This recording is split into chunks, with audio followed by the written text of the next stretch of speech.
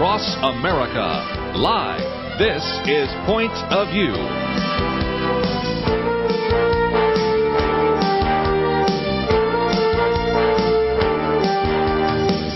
And now, Kerby Anderson. Second hour today, we're going to talk about Islam and ISIS and Israel in the Middle East, and we're going to be talking about this book with Dr. Michael Youssef, Jesus, Jihad and Peace. It is published by Worthy, and we have information about it on the website, a link to his website as well, and certainly you should be looking for the book in your local bookstore. If not, we have a link for you to order it. He holds a Ph.D. and is the founder and president of Leading the Way with Dr. Michael Youssef, also the founding pastor of the Church of the Apostles in Atlanta, Georgia.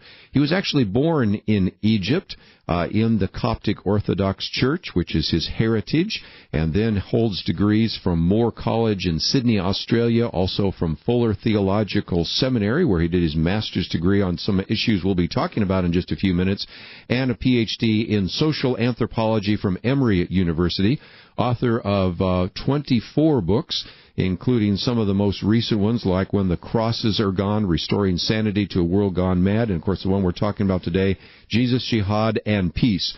Many of you have a chance to see him on his weekly television program, his daily radio program, and Dr. Youssef, always a pleasure to have you on the program with us. Oh, Kerby, what a delight to be back with you, my friend. Good to hear your voice. And we've had you in studio, and I wish we could do that again, but it's great to have you by phone, and I want to get right into it because you start off this book by talking about the goal of world domination. As an individual that was born in Egypt and has really done a graduate-level study into Islam, you understand in a way that perhaps even our president and certainly a lot of Americans do not understand what the real goal of Islam is. Explain that, if you might. Well, it's really very simple. I mean, it is there, and it's the goal of all Muslims. It's just how you accomplish it, the way they disagree with each other. And that is world domination in the sense where Islam is dominant. They believe very strongly, as their founder believed, that he was the last of the third great prophets, and therefore he's the best, and he's the final revelation of Allah, if you like, namely the other two, Moses and Jesus. And therefore, the world has to submit. That's what Islam means. It does not mean peace. It means submission. The world has to submit to Allah through Islam. And consequently, the Saudis, who have spent billions and billions and billions of dollars, and all the others, in madrasas and are trying to convert people somewhat peacefully, we get ISIS, who said, no, that's too slow. We need to instill terror and fear in the heart of people so that they'll convert to Islam quickly. And everything is in between those two kind of schools of thought within Islam. I'd love to have you talk for just a minute about the Muslim Brotherhood because, first of all, having grown up in Egypt and having studied this, you certainly are very familiar with it, but it's also one of the largest and perhaps one of the most influential groups. And we were told by one member of this administration that, well, they're just kind of a social group. You know, maybe, I don't know, like a Chamber of Commerce or something like that. Anybody that even reads your first chapter has to say, I don't think that's a very accurate picture of who the Muslim Brotherhood are. No, it was founded by a school teacher by the name Hassan al-Banna back in the early 1900s. And the idea was to rid Egypt of its colonial masters, the British. That was the original idea. But then it evolved by the successor, a man named Sayyid Qutb, who actually studied in Greeley, Colorado, yes, believe it or not, in the 50s. And he said basically followed from there into saying, no, it's not just to get rid of the British, and that's not enough. We need to really bring about the third jihad, which the first in their minds is when the Arabs invaded Christian lands like Egypt, North Africa, Palestine, Lebanon, and so forth. And the second one when the Turks have invaded all the way to Austria. But they're constantly saying, look, we've got to take over Europe and consequently North America. And so that has always been in the back of their mind. We had the first in the 600s. We had the second under the Turks. And now this is the third. And again, as I said, they're very in method and degree. One of the great Muslim Brotherhood spokesmen and guru is a man who is now hiding from Egypt in Qatar named Sheikh Youssef Qaradawi.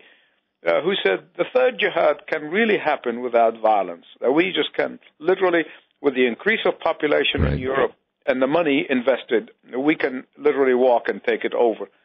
But as I said, the others saying no. Now, so the Muslim Brotherhood basically started as a violent movement, and the first thing they did is they killed the Prime Minister of Egypt at the time, and they began to assassinate people, and then even attempted to assassinate President Nasser in 1954 in Alexandria. And at that moment, of course, he basically turned on them, arrested them, and put all of them in prison. And they were there until Sadat came, and he thought, well, there can be an ally for him to rid socialism and leftist of Nasser legacy. And so when he got them out, what happened? Within a matter of 10 years, they turned and killed him.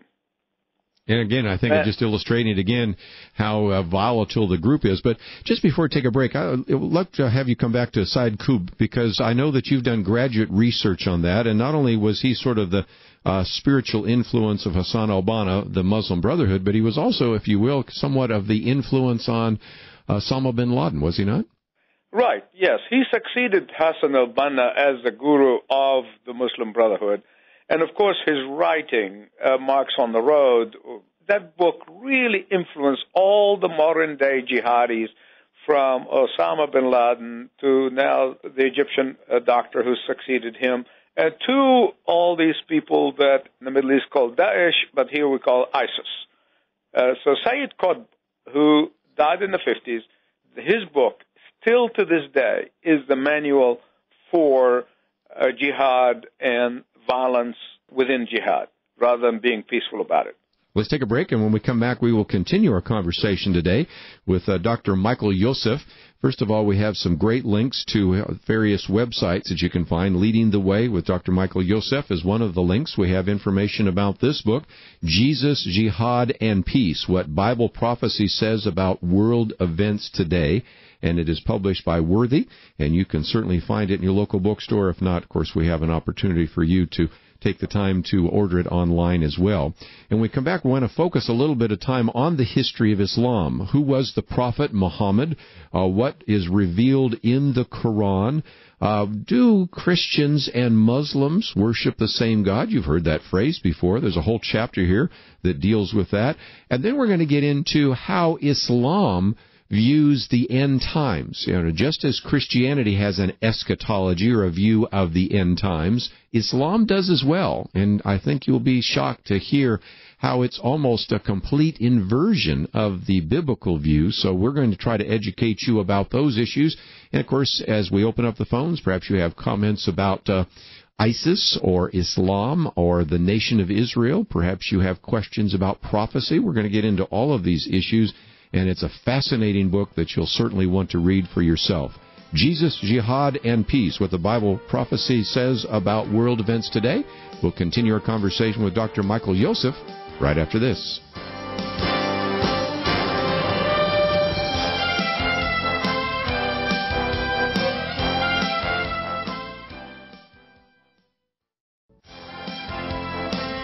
You're listening to Point of View, your listener-supported source for truth. Pleased to have with us today Dr. Michael Youssef as we talk about his book, Jesus, Jihad, and Peace. We also have links to the book on our website and, of course, information about Leading the Way with Dr. Michael Youssef, so you can find all sorts of resources, and they are available at our website, pointofview.net.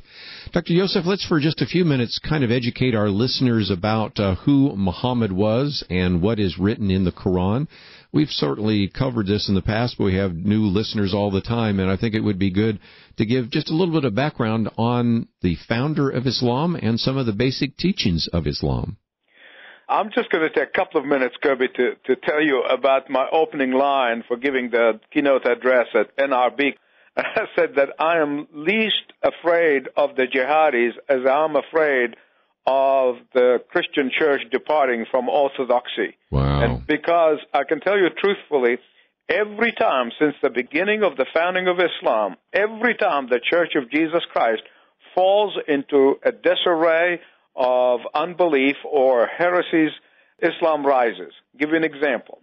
Islam rose in the middle of the 600s directly as a result of a Christian heresy to do with the nature of Christ. Actually, there are a bunch of them, but just to summarize, called the Ebionites.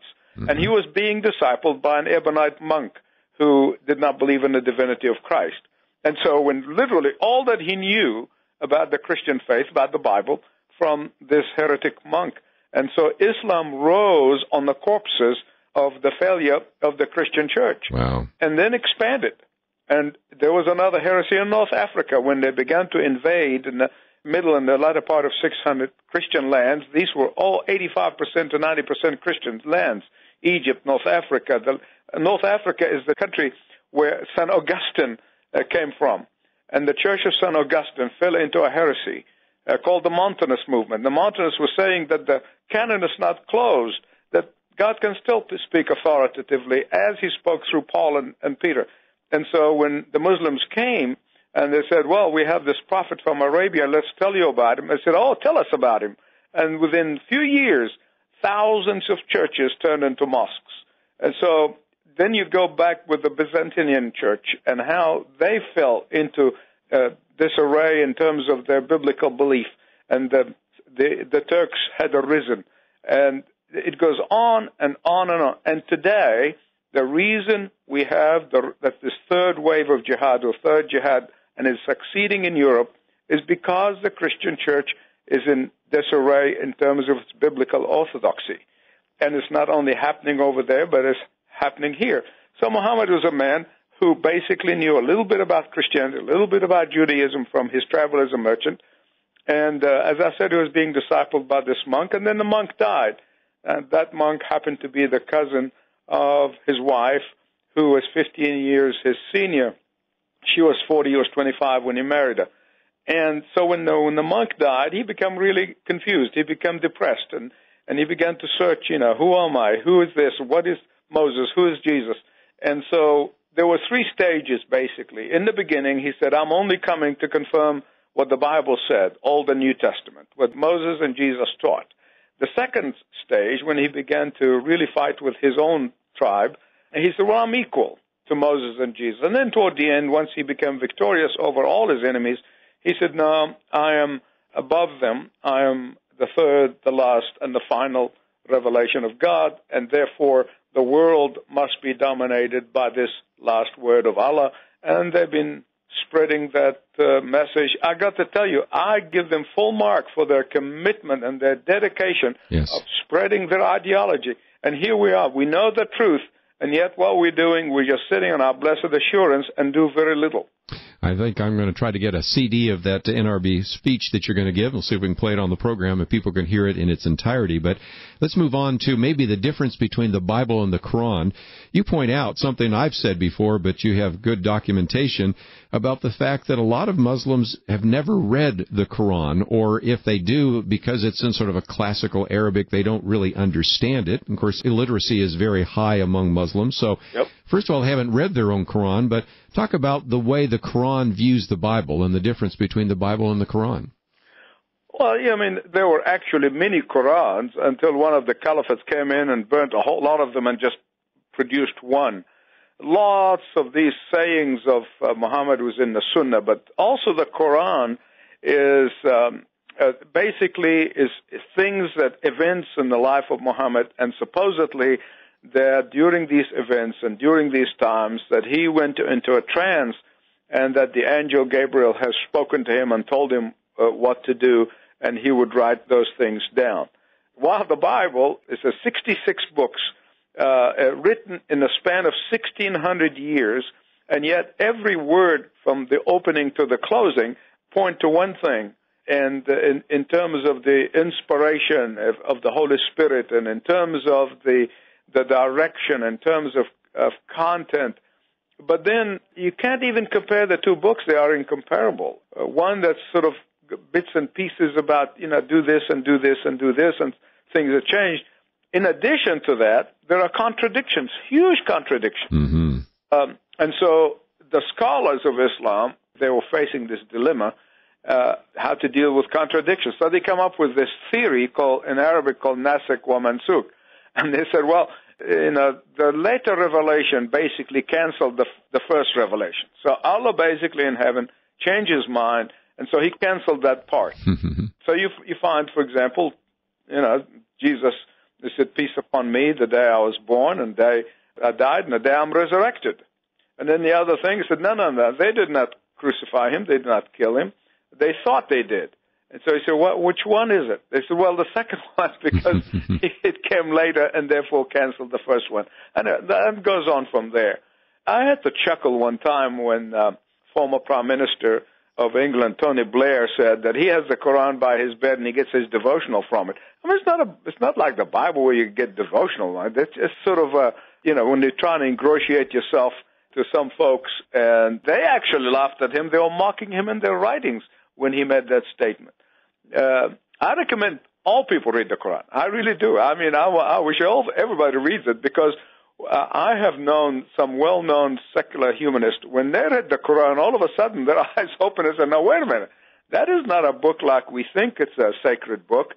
It's a description, of violence and all that kind of stuff. So I think people should read it. Well, and that is interesting that you have people like Christopher Hitchens and Bill Maher and others saying, wait a minute, I want to warn all my fellow atheist friends, Bill Maher's still alive, of course, saying this is not what you think it is. And you've accepted this idea that Islam is a religion of peace because you've heard President Bush say it, you've heard President Obama say it, you've heard all sorts of people say it, you've heard people say that Allah and Jehovah are the same God, that Christians and Muslims worship the same God. And so there are just a lot of really significant issues that we need to get into. We have to take one of those mandatory breaks, but when we come back, I wanted to ask you at least two questions. One about this idea that Christians and Muslims worship the same God, and then get into the end times, because Islam has a teaching about end times, which is very different, to put it mildly, from the Bible. And so if you'd like to join our conversation, we're privileged to have Dr. Michael Youssef with us a little bit longer, so we would certainly open up the phones to give you a chance to ask a question or make a comment. If you go to our website, pointofview.net, you will see that we have a number of links, and one of those is to michaelyoussef.com. You don't know how to spell it, that's okay. We have the link there as well. You can order his book there. We have all sorts of opportunities for you to find out more about the various things that he has done. And, of course, you can follow the links to the Church of the Apostles and Leading the Way, the TV show, the radio program, and much, much more. So it's all available at our website, pointofview.net. You are listening to Point of View. The opinions expressed on Point of View do not necessarily reflect the views of the management or staff of this station. And now, here again is Kerby Anderson. Continue our conversation today with Dr. Michael Youssef, Jesus, Jihad, and Peace, what the Bible says about world events today. We're going to look at Bible prophecy in just a minute. But, Dr. Youssef, let's for just a minute maybe answer the question in chapter 4. Are Allah and Jehovah the same God? Because we've heard so often that Christians and Muslims worship the same God. How do you respond? Yeah, and even you have some people who, of course, in a state of apostasy from the Christian church in the mainline denomination, who started something called Chrislam, where they have the Quran next to the Bible in the church pews, and then once a month they invite the imam to come and talk about Islam. And I say, well, can you ask him to put the Bible next to the Quran in the mosque, or can a Christian pastor go and speak in the mosque once a month? No, they'll never do that, because Islam to the superior. And so, therefore, they wouldn't do it the other way around. But the naive Westerners, of course, welcome them with, the wolf coming into the chicken hen. You know what I'm talking about? Yeah, sir. Fox in the hen house, yes. But it's not. Jehovah and Allah are not one and the same. Because the God of the Old Testament, the Father of our Lord Jesus Christ, fully revealed himself in the person of his Son, the Lord Jesus Christ, whom they call Isa as a prophet. And therefore, either Jesus is the Messiah, the Son of God, the eternal Son of God, who coexisted with the Father before all eternity, or he's not. He cannot be both. And so if you say, no, he's not the eternal Son of God who coexisted in the Godhead before all of eternity, then basically we're not worshiping the same God. It's a fallacy, it's a falsehood, it's deception. Whether people are informed, certainly if they're informed and they still use it, it's a deception. But if they're uninformed, they just don't know what the Christian faith is all about. They may be ordained, maybe wear a collar, maybe have a cross on top of their churches, but they really don't know the Christian faith, the true Christian faith. And so there is no relationship between the two, other than one thing, that both Christianity and Islam believe that there is one creator God who created everything. And from that point forward, they go in totally opposite directions. Let's take some phone calls, if you will. And we'll go first to a caller named Atil. Thank you for calling us today. You're on with Dr. Michael Youssef. Good afternoon. I called about the question you had about, yes, we do worship the same God. You are correct. No, we do not worship the same God. Well, you asked, that's what I'm answering, so I get a chance to say that and to voice my opinion about it. So they do worship the same God. They don't worship Jesus. So the worship of Jesus came about during the Nicene Council. But Jesus never spoke about him being the Son of God. That came about during Paul. So you're right. If Muslims don't worship Jesus as God, we worship him as a prophet of God. Now, Jesus said, I am the way, the truth, and the life. And he said, he who's seen me has seen the Father. Jesus very clearly enunciates who he is and where he came from. He came from heaven, born of a virgin, came to redeem all of those who believe in him. And he repeatedly said, he who has seen me has seen the Father. I and the Father are one. Why do you think they crucified him? They crucified him with the indictment of blasphemy. He said he is equal to God, and that's why he was crucified. Jesus himself said these things, not the Nicene Creed, not the Apostle Paul. The Apostle Paul only expounded what Jesus taught. You know, in your book, you have a side-by-side comparison of Islam and Christianity, and since we're still on this issue of Allah and God, the character of the two is very different, because in Allah that he is distant, transcendent, unknowable. He reveals himself through the Holy Prophet. He reveals himself through an angel, reveals himself through the Quran, but he's also capricious. He's unpredictable. In Christianity, we can say that we don't see a God that's distant, although he certainly can be in terms of the sovereign creator of the universe, but we also can call him God our Father. You know, the Lord's Prayer, our Father who art in heaven. We have a personal relationship with him. So there really seems, if you compare the description of Allah in the Quran to the description of Jehovah God in the Bible, of very different characteristics of the two. Wouldn't that also help us see that there is a difference? Oh, there's no question about it. That all of these things that I mentioned in the book, I was trying to explain to the caller that, you know, because a lot of Muslims say, well, these things came later. But they didn't come later, because these are all the claims of Jesus for which he was crucified. And that's really a central point. And thousands of Muslims in the Middle East who are coming to Christ now, even as we're speaking, every day Muslims coming to Christ.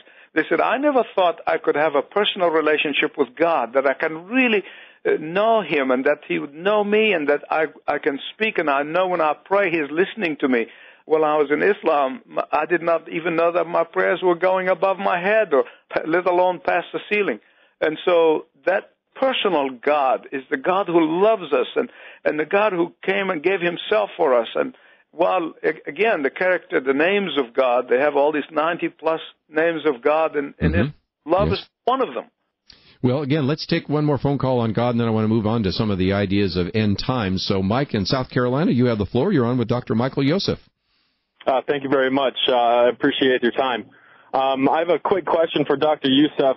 This question doesn't come from ignorance. I've put in my due diligence through the Bible and the Quran as well. And one thing I've noticed, especially in the Islamic eschatology, do you believe that Allah is Satan? And I know that is a very sharp question that normally kicks people right in between the eyes. And but it seems to me, especially in the eschatology part, it says also as mentioned in Revelation, and that part it's speaking of the Antichrist.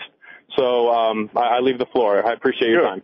Well, Mike, I think that's a good question, because in the book, Jesus, Jihad and Peace, I have a whole chapter on the biblical description of the Antichrist and the Islamic description of the Mahdi, the guided one, or Messiah, if in our language. And if you really look and you put the two next to each other, the two descriptions of something fascinating is going to pop out of the page if you get the chance to read that particular chapter. Because even in Sunni Islam, they have different view of the Mahdi than Shiite Islam. Shiite Islam, of course, and the whole division basically started with who is the rightful successor or caliphate to the Prophet. The Shiite, they're called the party of Ali. That's the word Shiite means party. They were the party of Ali, that is the cousin of the Prophet, and therefore they followed him and his descendants as successors. The 12th descendant disappeared in infancy. So they said, oh, he must be hiding somewhere, and he's going to show up once the world gets into a stage of chaos and desperation. He's going to show up as the Mahdi, or the guided one. On the Sunni Islam, they have their views of the Mahdi is that Jesus himself is going to come back, and he's going to declare himself to be a Muslim, and he's going to turn on the Jews and the Christians, the very people that he redeemed, mind you. But nonetheless, if you look at those descriptions of biblical description of the Antichrist and the Muslims' view of the Mahdi and where he's going to rule the world and everything else, you're going to find it absolutely fascinating. Well, again, and that's chapter 5 in your book. What does Islam teach about the end times? You sort of answered the question, but Derek, I think you had a quick one that relates to that. So what would you like to say right now? Good afternoon, gentlemen. I lived in Bahrain for a short period, and the Muslims there told me that they believed in Christ, they believed him to be someone to follow, and they believed that he would come back again. I know the doctor touched on that, but my question is, if they believe these things, then why can't they see him for who he is? Well, they believe he was just a prophet, and that's why his name is Isa, not Christ, not Jesus the Christ, but just a prophet like Moses. They believe in all the prophets. They believe in Moses. They start with Adam, actually, and David, and all of them. They believe they're all equal in value, and therefore they cannot worship Jesus because they see him just like one of the many, many prophets in history. Okay. So, well, they do believe that Christ will return, but as you point out and talked about a little bit already in chapter 5, the Christ of the Bible is very different than the Christ of Islam. True? Right. They do believe that he is the same Jesus who's going to come back. That Jesus will come back, but he's going to declare himself a Muslim. He himself is going to embrace Islam, and he will turn on the Jews and the Christians. Versus the 12th Imam Mahdi that the Shias are waiting for, the Sunnis have a parallel person. And as I said, that is, to them, is the Jesus who's going to come back, but he's going to declare himself to be a Muslim. He's going to establish, just like the Antichrist in the Bible, he's going to establish his kingdom in Jerusalem as his capital of world domination. And in fact, they say this Mahdi will be victorious, and he is going to eradicate those pigs and dogs and the idols of this time. And you see, that's why every one of those guys who rise up and call themselves, they're like Baghdadi, who is now the head of the Islamic State. He basically saying, without necessarily spelling it out, that he is the Mahdi, and he's the one who's here, the caliphate at the end times. Let's talk about jihad for just a minute. In Chapter 7, you talk about what is jihad, and it's misused sometimes, or it's used in different ways, however you want to look at that.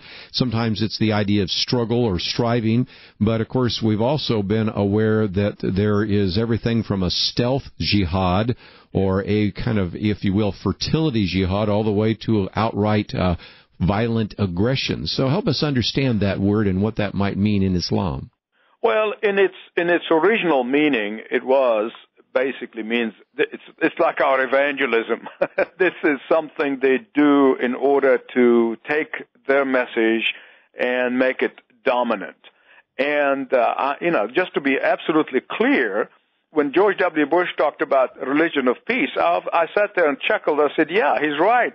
You can have peace within Islam if you submit as a dhimmi, second-class citizen, if you're a Christian or a Jew." And basically, my ancestors survived 1,400 years of Islamic persecution by paying the jizya, or the high form of taxation that a Christian Jew will have to pay in order to survive. But lately, in the last 50 years or so, modern Muslim scholars who have more of a westernized point of view, and they are resented by the extremists, the fundamentalists, or whatever they call themselves, they're saying, no, jihad really, since that was okay in the beginning to find and found and establish Islam, but it's not really necessary for today.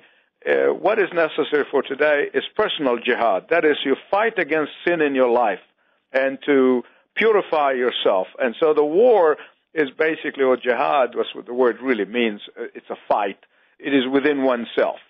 Now, of course, again, those so-called, whatever description you want to call them, fundamentalists, extremists, true believers they call themselves, they say, no. It means that you have to do whatever it takes to convert people either to Islam or subjugate them as dhimmis or second-class citizens. Just so many great ideas in the book and so many insights, and I wish we had a little more time, but I did want to give you a little bit of a chance to talk about what people can find at Leading the Way. It's ltw.org. Of course, we have a link to it as well. There's a way in which people can order the book. They might want to travel to the Holy Land with you, to Israel. They certainly can have a chance to listen to or watch the various broadcasts that you do. But talk for just a minute, if you might, Dr. Youssef, about what you can find on Leading the Way's website. Sure. All the ministries that you just mentioned. But I want to make absolutely sure, Kerby, before I leave, or before you leave me, that I love the Muslim people.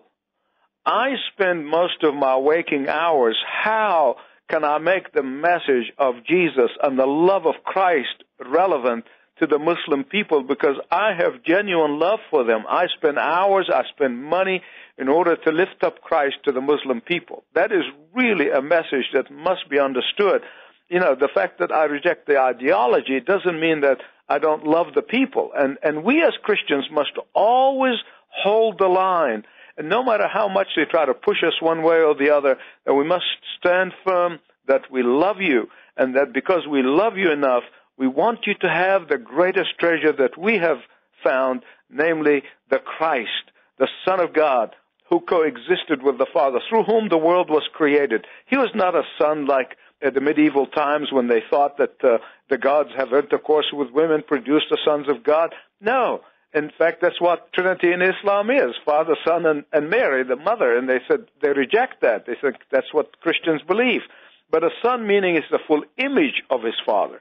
And God sent him in order to bear our sins on that holy body, on the cross, a sinless body, so that they may come to know him and know God and love him because he loves them. So that's really something I need to make very, very clear, what we exist, my life, my ministry. And I have many Muslim friends with whom I sit and I talk about these things very openly, that I have no hatred or resentment whatsoever toward the Muslim people. How could I do that when they're created in God's own image? That I love them dearly. That's why we have Kingdom Sat. Kingdom Satellite is a 24/7 television stations going into 160 million homes in the Arab world. And we established that 5 years ago from Leading the Way in order to express the love of Christ to the Muslim people. And I think that's my whole ministry. That's my whole life.